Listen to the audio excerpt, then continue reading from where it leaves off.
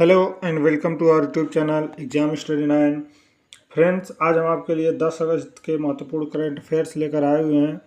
Video अगर आपको अच्छा लगा तो लाइक करें, चैनल को सब्सक्राइब करें और दोस्तों के साथ शेयर जरूर करें, क्योंकि करंट अफेयर किसी भी एग्जाम में बहुत ही महत्वपूर्ण भूमिका निभाते हैं। तो चलिए शुरू करते हैं आज के पहला क्वेश्चन से। देखिए, पहला क्वेश्चन है, ट्यूनीशिया के राष्ट्रपति कैस सैयद ने किसे प्रधानमंत्री पद से बर्खास्त किया है? ये अहमद हचानी को किया, यानी ऑप्शन नंबर ए इसका राइट आंसर हो जाएगा। देखिए, इस बार जो है 15 अगस्त को 78वां गणतंत्रता दिवस मनाया जाएगा। हमारा देश 15 अगस्त 1947 को आज़ाद हुआ था और उसी वर्ष पहला स्वतंत्रता दिवस मनाया गया था। यदि हम इस दिन की गिनती करें तो 1947 में प्रथम स्वतंत्रता दिवस मनाया गया था। इसी तरह 2024 में अपना 78वां स्वतंत्रता दिवस मनाने जा रहा है। बात करते हैं आज के अगले क्वेश्चन की। तो अगला क्वेश्चन है, लोकसभा में आपदा प्रबंधन संशोधन विधेयक 2024 किसके द्वारा पेश किया गया है? तो ये अमित सिंह जी द्वारा पेश किया गया है, यानी ऑप्शन नंबर डी इसका राइट आंसर हो जाएगा। देखिए, 15 अगस्त को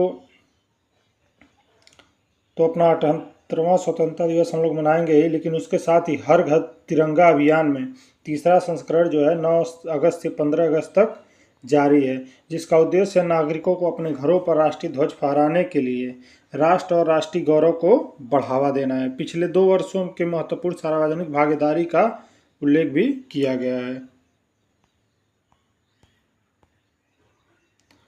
बात करते हैं अगले क्वेश्चन की। IICA में अग्रणी कार्यकारी खोज फर्मों के साथ गोलमेज परामर्श बैठक की अध्यक्षता किसने की है?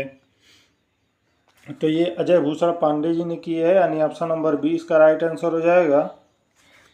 बात करते हैं, एक और करंट अफेयर्स जान लेते हैं ओलंपिक से जुड़ी। तो देखिए, श्रीजेश और मनु भाकर ओलंपिक समापन समारोह में भारत का नेतृत्व करेंगे। हॉकी के वरिष्ठ खिलाड़ी PR श्रीजेश को 11 अगस्त को होने वाली पेरिस 2024 ओलंपिक समापन समारोह में निशानेबाज मनु भाकर के साथ संयुक्त ध्वजवाहक नामित किया गया है। भारतीय पुरुष हॉकी टीम ने लगातार दूसरा ओलंपिक कांस्य पदक जीता है। बात करते हैं अगले क्वेश्चन की। तो भारतीय पुरुष हॉकी टीम पेरिस ओलंपिक में कौन सा पदक जीता है? तो ये कांस्य पदक जीता है, यानी ऑप्शन नंबर ए इसका राइट आंसर हो जाएगा। चलिए बात करते हैं इसके बारे में। देखिए, भारतीय पुरुष हॉकी टीम ने पेरिस 2024 ओलंपिक में स्पेन को 2-1 से हराकर कांस्य पदक जीता। 1972 के बाद यह पहली बार है जब भारत ने पुरुष हॉकी में लगातार 2 ओलंपिक पदक जीते हैं। देखिए, भारत ने इससे पहले 1968 और 1972 में लगातार 2 पदकों के बाद 2020 और 2024 में ओलंपिक में कांस्य पदक जीता है। बात करते हैं अगले क्वेश्चन की। तो पेरिस ओलंपिक में नीरज चोपड़ा ने कौन सा पदक जीता है? तो इस बार इनके हाथ रजत पदक लगाया, यानी ऑप्शन नंबर 20 का राइट आंसर हो जाएगा। देखिए, नीरज चोपड़ा ने पेरिस ओलंपिक के पुरुषों की भाला फेंक में 89.45 मीटर थ्रो के साथ रजत पदक जीता, जो उनके टोक्यो स्वर्ण पदक के निशाने को पार कर गया। जबकि पाकिस्तान के अरशद नदीम, ये याद रखेंगे, 92.97 मीटर के ओलंपिक रिकॉर्ड थ्रो के साथ स्वर्ण पदक जीता। देखिए, और नीरज चोपड़ा को पुरस्कार मिल चुके हैं, पद्मश्री मिला है, मेजर ध्यानचंद खेल रत्न पुरस्कार और अर्जुन पुरस्कार मिल चुका है। देखिए, भारत के फ्री स्टाइल कुश्ती में 57 किलो भार वर्ग में अमन सहरावत ने कांस्य पदक जीता है। इस तरह से भारत में पदकों की कुल संख्या 1+5 यानी 1 रजत और 5 कांस्य के साथ 6 हो गई है। बात करते हैं अगले क्वेश्चन की। तो कहाँ के मुख्यमंत्री ने स्वास्थ्य कर्मचारियों की उपस्थिति में उपस्थिति पोर्टल लॉन्च किया? उपस्थिति के लिए किया है उपस्थिति पोर्टल। तो ये झारखंड के मुख्यमंत्री हेमंत सोरेन ने किया है, यानी ऑप्शन नंबर सी इसका राइट आंसर हो जाएगा।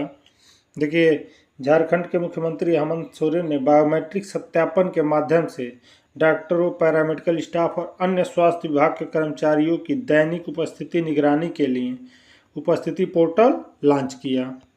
देखिए, इस पहल का जो उद्देश्य है, पूरे राज्य में स्वास्थ्य सेवा की पहुंच और सेवा को बढ़ाना है।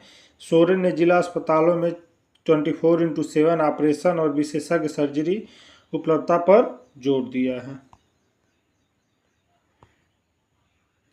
बात करते हैं अगले क्वेश्चन की, तो डॉक्टर भेष बहादुर थापा को 2079 BS के लिए हेम बहादुर मल्ल सम्मान से किस देश में सम्मान प्राप्त हुआ है? तो ये नेपाल के हैं, यानी ऑप्शन नंबर 20 का राइट आंसर हो जाएगा। देखिए, डॉक्टर भेष बहादुर थापा को काठमांडू राष्ट्रपति रामचंद्र पौडेल द्वारा 2079 BS के लिए हेम बहादुर मल्ल सम्मान से सम्मानित किया गया है। देखिए, हेम बहादुर मल्ल सम्मान इसका नाम है।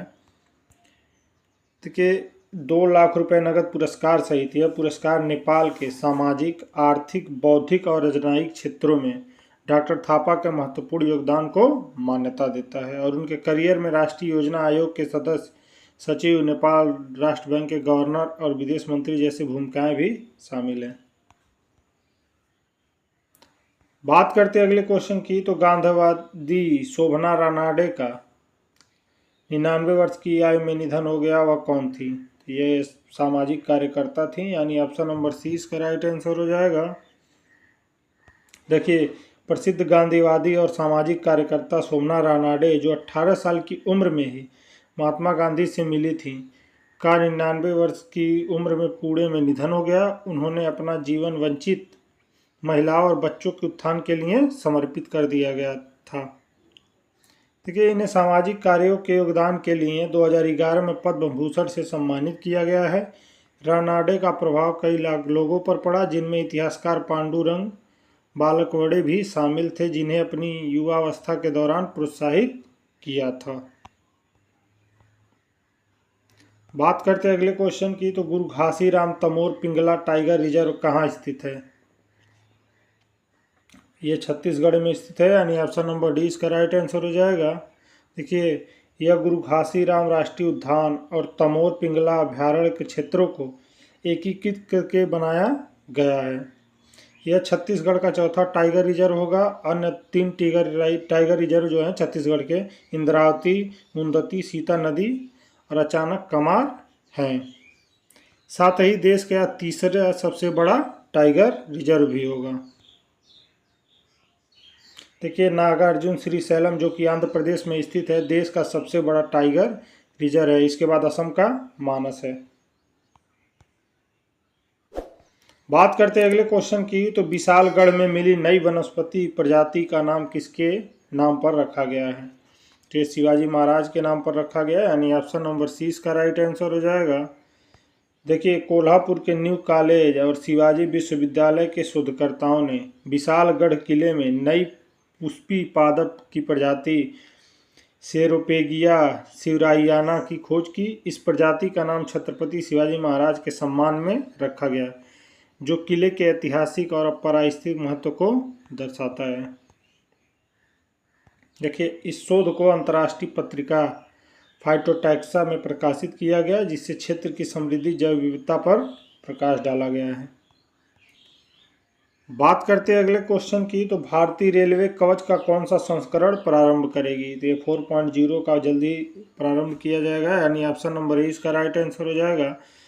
देखिए, सेंट्रल रेल मिनिस्ट्री ने अपने स्वदेशी टक्कर प्रतिरोधी सिस्टम यानी कवच 4.0 के नवीनतम संस्करण के लिए गैजेट को तेजी से आगे बढ़ाने की तैयारी की है, जिसके तहत इस साल 20,000 इंजनों में इसे शामिल करने की योजना है।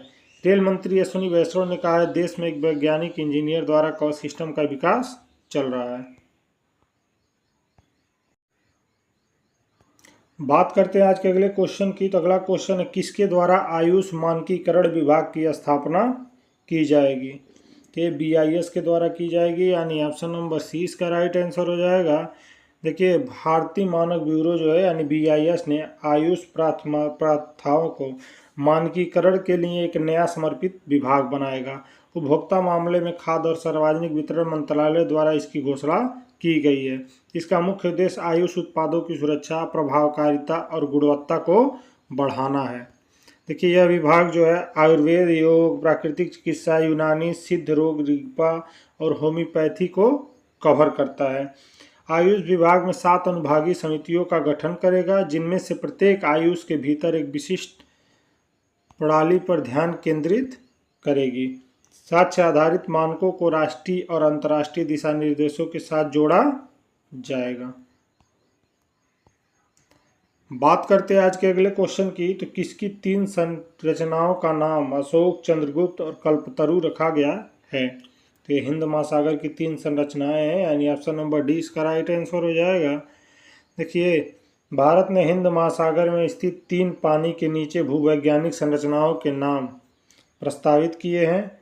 अशोक सी माउंट और चंद्रगुप्त रिज नाम मौर्य वंश के शासकों के नाम पर रखा गया। तो वहीं कल्पतरु रिज तीसरी संरचना है, जिसके लिए अंतर्राष्ट्रीय हाइड्रोग्राफिक संगठन IHO और यूनेस्को के अंतर सरकारी समुद्र विज्ञान आयोग यानी IOC ने हाल ही में भारत द्वारा प्रस्तावित नामों को मंजूरी दी है। कुल मिलाकर अब हिंद महासागर में 7 संरचनाएं हैं, जिनका नाम मुख्य रूप से भारतीय वैज्ञानिकों के नाम पर रखा गया है। या हिंद महासागर के इस क्षेत्र में भारत द्वारा प्रस्तावित किया गया हाल ही में तीनों नामित संरचनाओं की खोज जो है राष्ट्रीय ध्रुवीय और महासागर अनुसंधान केंद्र यानी NCPOR गोवा के समुद्र वैज्ञानिकों द्वारा की गई है। देखिए, ये हिंद महासागर के दक्षिणी पश्चिमी में भारतीय रिज क्षेत्र में स्थित है और इनकी खोज जो है एक अंतर्राष्ट्रीय सर्वेक्षण अन्वेषण कार्यक्रम के दौरान की गई थी। 2012 में जो है रूसी समुद्री जहाज अकादमिक निकोलो स्ट्रोखो ने अशोक सीमा माउंट की खोज की, जो 180 वर्ग किलोमीटर में फैली है। एक अंडाकार संरचना है और उसी का वर्ष कल्पतरु रिज की खोज हुई, जो 430 वर्ग किलोमीटर में फैली एक लंबी संरचना है। बाद में 2020 में जहाज MGS सागर ने चंद्रगुप्त रिज की पहचान की, जो 675 वर्ग किलोमीटर के क्षेत्र में एक लंबी और अंडाकार आकृति वाली संरचना है। बात करते हैं अगले क्वेश्चन की, भारत और किस देश ने अपना 4था विदेश कार्यालय परामर्श आयोजित किया है? ये जाम्बिया के साथ किया गया है, यानी ऑप्शन नंबर ए इसका राइट आंसर हो जाएगा। देखिए, भारत और जाम्बिया के 4थे विदेश कार्यालय परामर्श या FOSI में उन्होंने द्विपक्षीय संबंधों को बढ़ावा देने और सहयोग के नए क्षेत्रों की खोज करने का निर्णय लिया। बैठक के दौरान जो है दोनों पक्षों ने संस्थागत तंत्र, छात्रवृत्ति, प्रशिक्षण और क्षमता निर्माण और उच्च शिक्षा में सहयोग सहित कई द्विपक्षीय मुद्दों की समीक्षा की। उन्होंने व्यापार और वाणिज्यिक संबंधों और रक्षा, स्वास्थ्य, कृषि, खानों, खनिज संसाधनों और छोटे और मध्यम उद्योगों जैसे प्रमुख क्षेत्रों में सहयोग की भी चर्चा की। दोनों देशों के जो प्रतिनिधिमंडल हैं अपने द्विपक्षीय संबंधों की वर्तमान स्थिति पर संतोष व्यक्त किया। इसके अतिरिक्त आपसी हित के लिए क्षेत्रीय और अंतर्राष्ट्रीय मुद्दों पर भी चर्चा की गई। उन्होंने नई दिल्ली में अगले FCO के आयोजन की चर्चा की है, ये भी याद रखेंगे। बात करते हैं एक और करंट अफेयर्स की, तो देखिए, DRDO ने भारतीय सशस्त्र बलों के लिए सबसे हल्का बुलेट प्रूफ जैकेट विकसित किया। देखिए, DRDO ने फ्रंट हार्ड आर्मर पैनल के साथ सबसे हल्का बुलेट प्रूफ जैकेट विकसित किया, जिसका भार मध्यम आकार के लिए 10.1 किलोग्राम, जबकि नवीन सामग्री और प्रक्रियाओं के साथ डिजाइन किया गया जैकेट जो है BIS मानक 17051 को पूरा करता है, जो कि और 7.62 × 54 RAIPI राउंड के खिलाफ सुरक्षा प्रदान करता है। परिचालन के दौरान बेहतर पहनने योग्यता और आराम के लिए इसे त्वरित रिलीज तंत्र की सुविधा है, यानी निकालना और पहनना इसको बहुत आसान है। बात करते हैं आज के अगले करंट अफेयर्स की, तो देखिए, संकट के चलते ऑस्ट्रेलिया के 13 प्रजातियों को संकटग्रस्त सूची में जोड़ा है। इसमें देश के पर्यावरण और कानूनों की सुधार की तत्काल मांग उठने लग गई। नई सूचीबद्ध प्रजातियों में कमजोर सुअर की नाक वाला कछुआ, गंभीर रूप से लुप्त प्राय डलहौजी कैटफिश और काप्स हार्बर फाउंटेन भी शामिल हैं। निवास स्थान के विनाश और जलवायु परिवर्तन के कारण इन प्रजातियों को विलुप्त होने का खतरा नई प्रविष्टियों के साथ ऑस्ट्रेलिया में संकटग्रस्त प्रजातियों की कुल संख्या अब जो है 2224 है, याद रखेंगे। फ्रेंड्स, अगर आपको वीडियो अच्छा लगा तो लाइक करें, चैनल को सब्सक्राइब करें और दोस्तों के साथ शेयर ज़रूर करें। धन्यवाद।